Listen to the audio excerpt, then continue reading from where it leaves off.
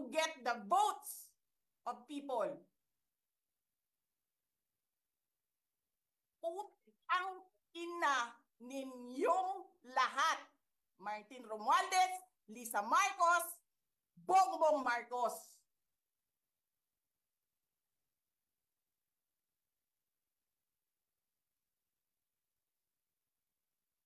Ginigit-git nyo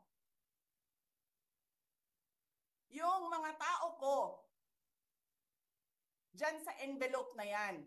Lisa Marcos, naalala mo? Nagpadala ka sa akin ng video? Sinabihan mo ako saan kukunin ang pera. Pinakita mo ang muka ng tao doon